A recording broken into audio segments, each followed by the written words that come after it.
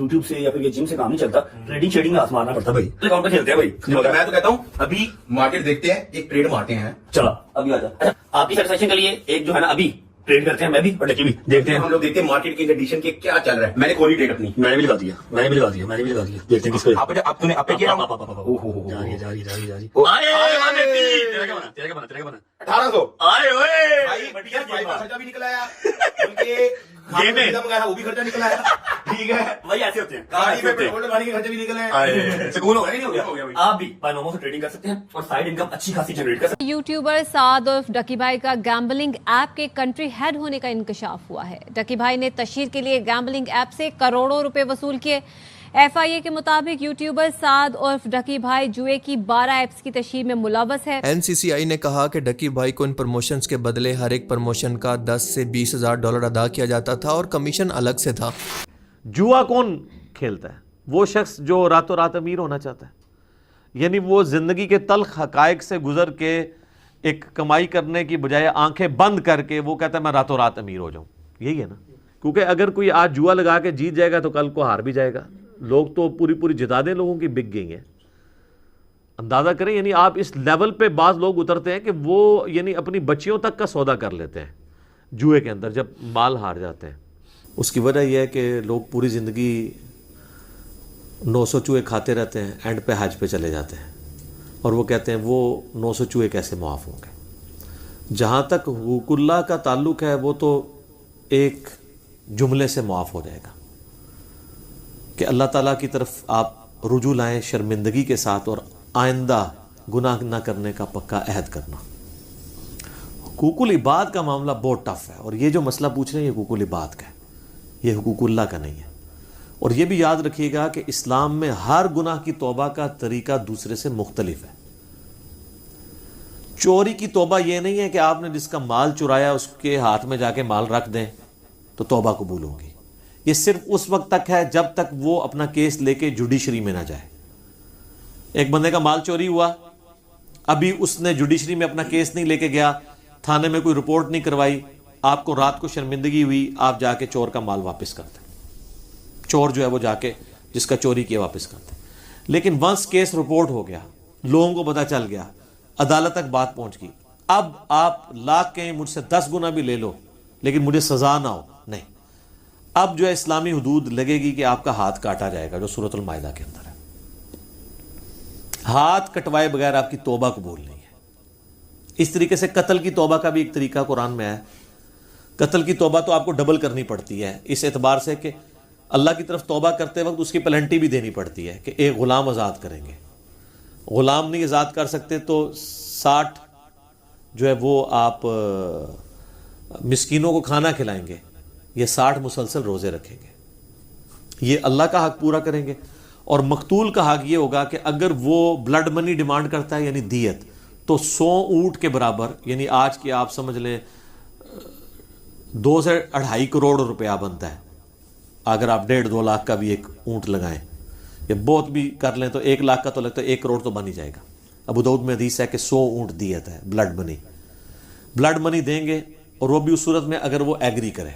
और अगर वो कहे कि मैं कत्ल के बदले में कत्ल करवाऊंगा, तो फिर आप जब तक कत्ल नहीं होते ना कत्ल के बदले में, आपकी तौबा इस हवाले से कबूल नहीं होगी जब केस जुडिशरी के अंदर आ जाता है और आप पकड़े जाते हैं।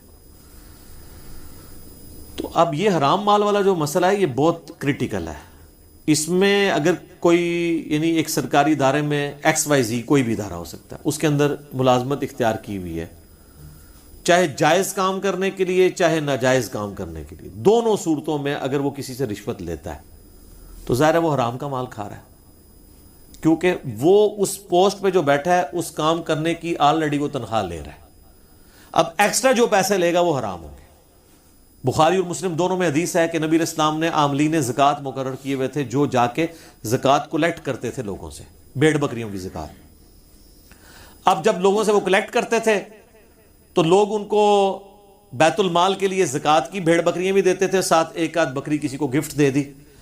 अब जब वो आके नबी इस्लाम के पास बैतुल माल में ज़कात जमा करवाते थे तो कहते थे ये तो वो है जो हमने ज़कात कलेक्ट किया और ये मुझे गिफ्ट मिला है। तो नबी इस्लाम फरमाते थे कि जाओ अपने माँ बाप की गोद में जाके बैठो, मैं देखता हूँ तुम्हें वहाँ पे कौन गिफ्ट देता है। تمہیں اس پوسٹ کی وجہ سے گفٹ ملا یہ بھی بیت المال میں آئے گا. یہ ایک جنرل حدیث ہے جو سب کو کور کرتی ہے کہ جس شخص کو سرکاری پوسٹ کی وجہ سے کوئی گفٹ بھی ملا ہے وہ حکومت کے خزانے میں جمع کروائے گا, کیونکہ اگر وہ اس پوسٹ میں نہ ہوتا اس کو کوئی گفٹ نہ دیتا. اگر کوئی فوڈ انسپیکٹر نہ ہو تو کس نے اس کے گھر جا کے جو ہے وہ اتنے کلو مرغی اور اتنے کلو قیمہ جا کے دینا ہے؟ ہمیں تو نہیں کوئی آ کے دیتا, دیو بھی نہ میرا کو لے کے پہنچ جاؤ میرے گھر.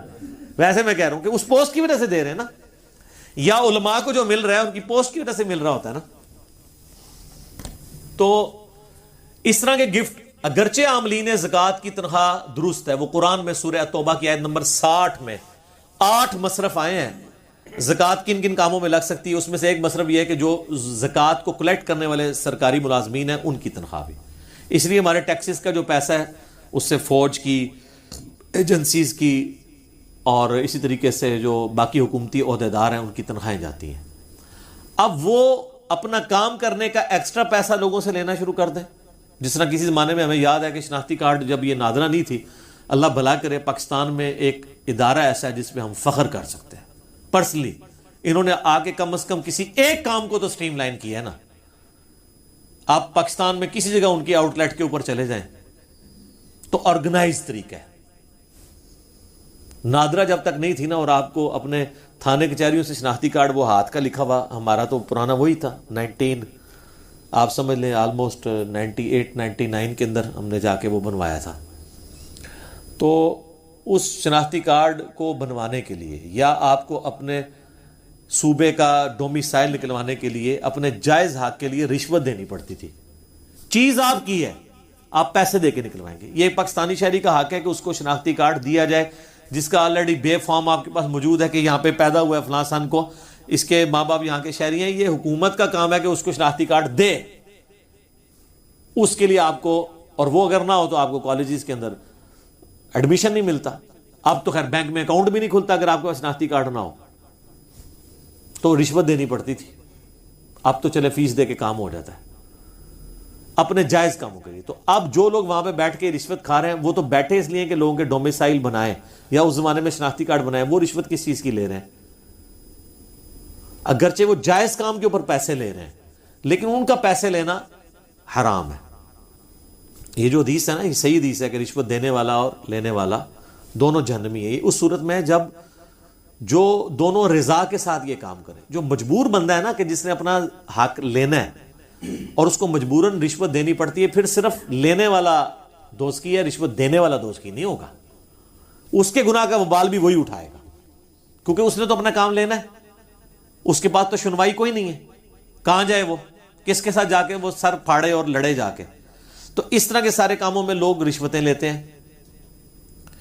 اسی طریقے سے آپ پولیس میں خدا نخواستہ آپ کو کبھی کوئی کام پڑ جائے تو آپ کو یعنی اپنے جائز ڈاکومنٹس نکلوانے کے لیے وہاں پہ رشوت دینی پڑ جاتی ہے. اللہ ماشاءاللہ لوگ اچھے لوگ بھی موجود ہیں. بلکہ آج کل یہ جو ایزی پیسہ آپ نے کسی کے اکاؤنٹ میں پیسے بھجوانے اس کے تو 1 روپیہ بھی نہیں لگتا. تو بعض جو ہے وہ داؤ لگاتے ہیں اس میں بھی 10 روپے لے لیتے ہیں, حالانکہ وہ جس نے ویٹ ڈرا کرنے ہوتے ہیں اس نے پیسے دینے ہوتے ہیں. تو جس کا جو داؤ لگتا ہے وہ جہاں پہ بیٹھا ہوا ہے, صرف سرکاری ملازم نہیں باقی لوگ بھی یہی کام کر رہے ہیں. تو اب اس طریقے سے جو حرام پوری زندگی کھایا, آخری عمر میں آ کے جناب بلڈ پریشر, شوگر, دل کی بیماریاں, بچے نہیں پڑھ لکھ سکے, بیوی کے اوپر فالج ہو گیا. اب جب یہ چیزیں ان کے سامنے آتی ہیں نا, پھر ان کو اب آخرت یاد آتی ہے کہ یار دنیا بھی at the end of the day ہم نے برباد کر لی, ابھی آخرت میں تو حساب باقی ہے. اور یہ بھی وہ جس کے اندر غیرت کی کوئی رتی ہو. یہ میں آپ کو پریکٹیکلی بتا رہا ہوں کہ میرے ساتھ ایسے لوگ ملے ہیں جنہوں نے لاکھوں اپنی زندگی میں کھایا ہے اور کئی لاکھ اس سے زیادہ اپنے علاج کے اوپر خرچ کیا ہے, تب بھی شفا نہیں ملی. یہ ایک ایسا معاملہ جو دنیا میں اللہ برابر کر دیتا ہے, اور اگر نہ بھی کرے تو آخرت کی مصیبتیں تو ابھی باقی ہیں نا جی. پھر وہ کہتا ہے جی اب توبہ کرنا چاہتے ہیں, کیا کریں, یاد ہی نہیں کس کس کا کھایا, کہاں سے بندوں کو ڈھونڈیں, ان کو واپس کریں. تو یہ ظاہر ہے کہ مشکل ایک کام ہو جائے گا. اور پھر بندے بھی ڈھونڈ لیں تو کھایا اتنا ہے کہ وہ کیسے واپس کریں, کھا کے وہ کر چکے ہیں. تو پھر تو میرے بھائی پھر معافی کروانا پڑے گا. دنیا میں نہیں ہوگا تو آخرت میں تو پھر بڑے عجیب و غریب طریقے سے معاف ہونا ہے. وہ صحیح مسلم میں حدیث ہے کہ دنیا میں کسی نے کسی کا حق دبایا تھا, کسی کو ناجائز مارا تھا یا کسی کو دھمکی دی تھی یا کسی کے ساتھ مار پیٹ والا معاملہ کیا تھا، گالی گلوچ والا معاملہ کیا تھا، تو وہ لوگ حق لینے کے لیے اللہ کی بارگاہ میں آئیں گے اور انسان پہاڑوں نیکیوں کے ساتھ اللہ کی بارگاہ میں ہوگا. ایک بندہ آئے گا، وہ کہے گا جی میرے ساتھ اس نے یہ کیا تھا، تو اللہ کہے گا آج تو اس کے پاس کچھ نہیں دینے کو، تو آج کی کرنسی تو ہے نیکیاں، تم اس کی اتنی نیکیاں لے جاؤ. کرتے کرتے اس کی ساری نیکیاں ختم ہو جائیں گی. ابھی بھی لوگ باقی ہوں گے جنہوں نے حق لینا ہوگا. اب وہ کہیں گے اللہ نیکیاں تو ختم ہوگی. اللہ کہے گا اب پھر یہ ہے کہ تمہارے گناہ اس کے کھاتے میں ڈالتا ہوں، تمہارے گناہ کام کرنا ہے. وہ لوگ جنت میں چلے جائیں گے جو مظلومین ہوں گے، اور جو حاجی نوازی صاحب ہیں ان کو اوندھا منہ کر کے دوزخ میں ڈال دیا جائے گا. یہ سر صحیح مسلم ہے، یہ کہانی شریف نہیں ہے. یہ بہت سینسٹیو ایشو ہے. اس طریقے سے بعض لوگوں کا سورس آف انکم ہوتا ہی 100% حرام ہے، جیسے جنید جمشید صاحب کے ساتھ ہوا تھا. آپ کو پتا ہے نا، جب انہوں نے اپنی لائف بدلی ہے تو ان کے لیے مصیبت کھڑی ہو گئی تھی. میں تو سارا کمائی جتنی اس کا ڈومیننٹ پورشن ہے وہ تو میں نے یعنی گانوں کے ذریعے ہی کیا ہے. تو وہ خود بتاتے ہیں، تقی عثمانی صاحب کے پاس گئے کہ سر کوئی اس کا حل نکالیں. ویسے فقہ حنفی والے تو ایکسپرٹ ہیں حل نکالنے میں، حل کوئی نہ کوئی نکال لیں گے. بال انہوں نے اپنی جگہ ایک اجتہاد کیا. یہ اجتہاد ہی ہے، ظاہر ہے اس کے اوپر ہم دلیل تو ہمارے پاس کوئی نہیں ہے. اپنے اینڈ پہ جو انہوں نے کوشش کی، تو انہوں نے کہا کہ ٹھیک ہے تم اپنے، ظاہر ہے تمہارے پاس تو اب یہی مال ہے نا جس سے تم آگے کام کر سکتے ہو، تو اسی حرام کے مال سے کوئی کاروبار کرو، اور جب اس سے کاروبار سے جو تمہیں نفع حاصل ہو اس نفع کو سائڈ پہ رکھتے جاؤ، جوڑتے جاؤ، اور جب وہ راس المال کے برابر ہو جائے، جو تم نے اکویٹی جہاں پہ انویسٹ کر کے، جو یعنی مثلا 1 کروڑ روپے کی انویسٹمنٹ کی تھی، تو وہ منافع جب 1 کروڑ ہو جائے نا، تو وہ 1 کروڑ روپیہ تم اللہ کی راہ میں صدقہ کر دو، اور پھر تمہارا مال پاک ہو گیا. لیکن سٹارٹ تو اس سے لیا ہوا تھا نا. یہ اتنا خطرناک مسئلہ ہے. میرے پاس خیر اس کا کوئی سلوشن اس کے سوا ہے بھی نہیں، لیکن اس سے اگر کوئی یہ پلی لینا شروع کر دے کہ وہ اسمگلنگ کر کے یہ کسی اور طریقے سے، کہتے ہیں نا پہلا کروڑ بنوانا ہی مشکل ہوتا ہے، اگلے کروڑ سے آ جاندے ہیں. دیکھنے آپ کے یہاں پہ کئی ارب پتی لوگ ہیں، ان کو وہ لوگ اگر اپنی بایوگرافی آپ کو سناتے ہیں تو وہ کہتے ہیں کہ ہمیں تو اپنے ماں کی دوائی کے لیے بھی ہمارے پاس پیسے نہیں تھے. آج وہ جناب خربوں کے مالک ہیں. تو ظاہر ہے کہیں پہ انہوں نے جو ہے نا وہ نو بال کرائی ہے نا ٹھیک ہے نا، وہ پہلا کروڑ تو بنایا نا. یہ سب جناب میرا علا وجہ بصیرت یہ دعویٰ ہے کہ دنیا میں آپ کو جتنے کھرب پتی لوگ نظر آ رہے ہیں نا، یہ حلال کے طریقے سے اوپر نہیں پہنچے. اب اگرچہ وہ 100% حلال کے اوپر ہوں، کہیں نہ کہیں انہوں نے بیچ میں ڈنڈی ماری ہے، کیونکہ حلال کی آؤٹ پٹ یہ کبھی بھی نہیں ہوتی کہ انسان اس لیول کے اوپر چلا جائے. چاہے انہوں نے اپنے فائلوں کو ٹائر لگائے ہوئے ہوں، وہ اس کو غلط سمجھ نہیں رہا ہوگا، لیکن کہیں نہ کہیں اس نے اپنے معاملات کیے ہوں گے.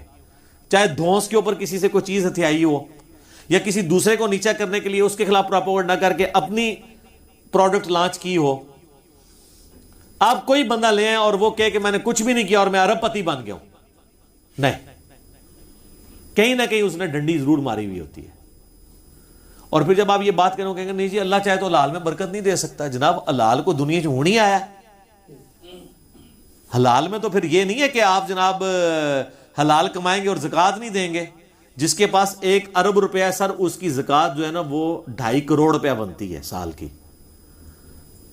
جی 1 لاکھ پہ 2.5 روپیہ دیتے ہوئے تو دل باہر نہیں آتا، لیکن 1 ارب والے کے لیے 2.5 کروڑ نکالتے ہوئے دل باہر آ جاتا ہے، ایسے تک پہنچ جاتا ہے،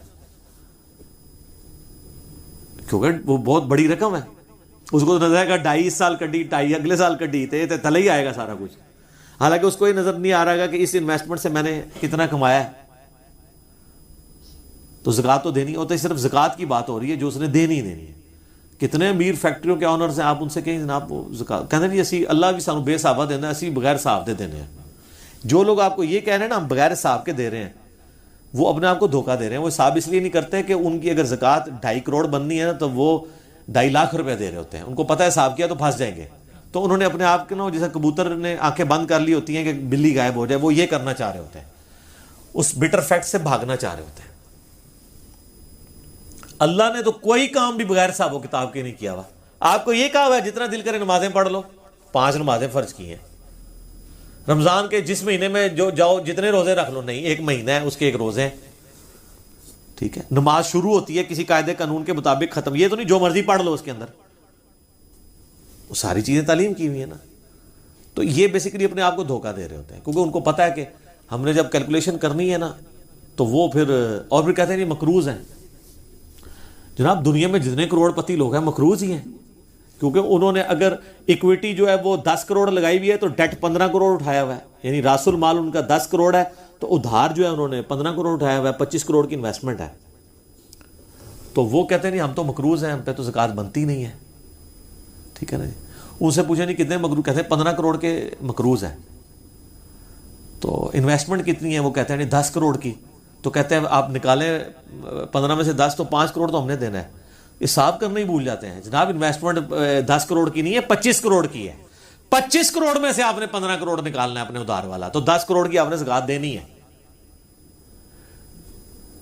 کیونکہ انویسٹمنٹ انہوں نے راس المال اپنی ایکویٹی 10 کروڑ لگائی، 15 کروڑ اٹھایا ڈیٹ ادھار، ٹوٹل کتنا ہو گیا 25. تو 25 کروڑ میں سے 15 کروڑ مائنس ہوگا نا، چھڑے اپنے 10 میں سے ہی 15 نکال دیں گے، الٹا پھر آپ کو اللہ سے مانگنے پڑ دیں گے. ظاہر ہے کہ یا اللہ تم انہوں کچھ دے، میں نے زکوٰۃ نہیں دینی. تو اتنے بولے بنے حساب کتاب کرنا بھی بھول جاتے ہیں. وہ 10 کروڑ کی تو آپ زکوٰۃ دیں گے. آپ نے جو میڈیکل سٹور کے اندر اگر کروڑوں کی دوائی رکھی ہوئی ہے، کروڑوں کا کپڑا رکھا ہوا ہے، تو وہ جو کپڑا ہے نا وہ کہتا ہے نہیں پیسہ تمہارے پاس ہے ہی نہیں، یہ کپڑا ہی پڑا ہوا ہے، تو کپڑا بیچ کے آپ کو پیسہ ملنا ہے نا. کئی عورتیں وہ کہتی ہیں نہیں ہمارے پاس سونا ہے، ہماری تو کمائی کوئی نہیں ہے. تو سر سونا توڑوا کے اس میں سے زکوٰۃ دینی ہے نا، آپ نے 7.5 تولے سے زیادہ نہیں جوڑنا نا. جوڑنا ہے تو اس کے اوپر آپ نے اللہ تعالیٰ نے جو آفیشیل آپ کے اوپر رکھا ہوا ہے زکوٰۃ والا معاملہ وہ آپ نے کرنا ہے. تو اس طریقے سے جو حرام مال والا مسئلہ ہے نا جی، بندے ڈھونڈیں ان کو پیسے دیں، نہیں تو گوٹے گیٹے پکڑ کے ان کو معاف کرواؤ. اب ان کی مرضی ہے معاف کریں. اب پیسے ہیں، بندے ڈھونڈنا ناممکن ہے، ظاہر ہے مختلف پوسٹوں پہ رہے. تو آخری حال یہ ہے کہ آپ وہ رقم کیلکولیٹ کریں، اتنی رقم آپ اللہ کی راہ میں خیرات کریں، اس نیت کے ساتھ کہ اس خیرات کا ثواب ان لوگوں کو پہنچے کہ جن کا میں نے مال ہتھیا ہے. اور ان بیچاروں نے ہو سکتا ہے اپنے زمانے میں خود اتنی خیرات نہ کرنی ہوتی، وہ قیامت والے دن جب دیکھیں گے کہ وہ خیرات کا مفت کا ثواب ان کے نامہ مال میں آ گیا تو عین ممکن ہے وہ آپ سے راضی ہو جائیں کہ چلو یار اس نے ہمارے سے پیسہ لیا تھا تو ہماری طرف سے خرچ کیا، بلکہ وہ تو کہیں گے کہ اور ہی تھوڑا لے لیتا، آج تو کرنسی تھی، نیکیاں تو ہمیں مل جائے. تو اللہ تعالیٰ اور اس کو سپورٹیو احادیث بھی ہیں کہ اللہ تعالیٰ پھر معافی والا معاملہ فرما دے گا. لیکن یہ بہرحال آپ کو حقوق العباد اسی طریقے سے معاف کر، یہ تو مال کی بات ہو رہی ہے، باقی جو زیادتیوں والا معاملہ ہے وہ تو جناب بہت سخت ہے. سورہ نساء میں ہے جو لوگ یتیموں کا مال ناحق کھا رہے ہیں وہ اپنے پیٹ میں دوزخ کی آگ بھر رہے ہیں. وہ تو جناب آپ کو معاف کروانی پڑے گی، ادروائز پھر یہ اگر نہ کوئی ملے تو پھر اس طریقے سے ایک آخری حل ہے. آپ کو کہتا نہیں میرے پاس مال بھی نہیں ہے، پھر جناب آپ رو پیٹ کے پوری زندگی گزاریں کہ اللہ تعالیٰ آپ پہ رحم کھائے کہ قیامت والے دن آپ کے جو جن کے اوپر آپ نے ظلم ڈھایا ہے ان لوگوں کو اللہ تعالیٰ خود سے اپنی طرف سے کچھ دے کے راضی کر دے تو کر دے. وہ تو رونا پیٹنا اب آپ اللہ کے سامنے ہی کریں، ہمارے پاس تو اس کا کوئی سلوشن نہیں ہے. یہ سلوشن تھا کہ آپ اللہ کی راہ میں خرچ کریں. لیکن اس میں ہم میرے پچھلے دنوں ایک کلپ بھی آ چکا ہے، 40 سال پرانا قرضہ، گولڈ کی ڈی ویلیو کو بھی آپ کاؤنٹ کریں گے. ظاہر تو آپ تو آج کی ڈیٹ میں وہ قرضہ اتار رہے ہیں نا. یہ تو نہیں ہے کہ آپ نے رشوت کھائی تھی آج سے 40 سال پہلے 1000 روپیہ تو آج 1000 روپیہ آپ اتاریں گے، نہیں. وہ آپ کو گولڈ کے اعتبار سے کیلکولیٹ کرنا پڑے گا. کیونکہ اگر بارٹر سسٹم ہوتا تو پھر کیا ہونا تھا کہ اگر آپ نے سال پہلے کسی کی 40 کلو گندم ہتھیائی تھی تو آج 40 کلو ہی دینی تھی نا. یہ تو نہیں ہونا تھا کہ آج 1 کلو دینی تھی. آج اتنے روپے میں جو ہے وہ 1 کلو گندم آئے گی جو آج سے 40 سال پہلے 40 کلو آتی تھی. تو اگر 40 کلو گندم ہتھیائی بھی تھی تو آج 40 کلو ہی دیں گے نا. بارٹر سسٹم کے اندر اشیاء کے بدلے اشیاء. اس طریقے سے منی جو کہ ڈی ویلیو ہوتی ہے تو وہ آپ کو گولڈ کی فارم میں کیلکولیٹ کرنا ہوگا کہ اس وقت، اور لوگوں کو پتا ہوتا ہے. آپ جتنے بھی لوگ ہیں ان سے ذرا پوچھیں کہ جناب ہم جب چھوٹے سے تھے اس وقت جو ہے وہ تنخواہ اتنی تھی تو سائیکل جو ہے وہ 250 روپے کی آتی تھی اور یہ اتنا ہوتا تھا، یہ اتنا ہوتا تھا. جب یہ 1 روپے کا نان ہوتا تھا تو ہونڈا جو 70 ہے وہ 10,000 روپے کا ملتا تھا. تو ریشو پروپورشن نکالنا مشکل نہیں ہے. اور آج کل تو گوگل حافظہ اللہ میں آپ لکھیں اور وہ آپ کو بتا دے گا. آپ 50 سال پرانا بھی ریٹ نکالیں نا گولڈ کا، وہ آپ کو اس طرح بتائے گا. آپ لکھیں ڈالر اور روپے کی جو قدر کا فرق ہے 1947 سے ابھی تک آپ کو دے دے گا کہ اس وقت جناب ڈالر اتنے کا تھا, 4 روپے کا ڈالر تھا, جو آج ڈالر 163 روپے کا ہو چکا ہے. 1960 میں کسی کے پیسے کھائیں تو ڈالر کے ساتھ ریشو, اور ڈالر تک آپ پہنچ گئے تو آپ گولڈ تک پہنچ گئے. وہ میرا کلپ دیکھ لیں, یہ پوری بینکنگ کی سازش جو ہوئی ہے, ڈالر انہوں نے لانچ کر دیا, گولڈ آپ کا ہتھیار کے اپنے پاس رکھا ہوا ہے انہوں نے, تاکہ جس وقت چاہیں آپ کی گھیچی مروڑ دیں. دنیا کی اکانومی ان کے پاس ہے. تو اس طرح کے گناہوں سے پھر توبہ کا طریقہ یہی ہوگا, اور تو کوئی آپ کے پاس حل نہیں ہے. بہر اللہ کا شکر ہے کسی کو موت سے پہلے یہ خیال آ جائے کہ اس نے توبہ بھی کرنی ہے, یہ بھی اللہ کی رحمت ہی ہے, ورنہ پوری زندگی کسی کو خیال ہی نہیں آتا کہ اس نے توبہ کرنی بھی ہے. اور اسی طریقے سے آخرت کی زندگی میں انسان پہنچ جاتا ہے. دیکھیں جنید جمشید صاحب نے جب یہ اپنی لائف چھوڑی تھی تو ان کے ساتھ اور لوگ بھی تو تھے نا,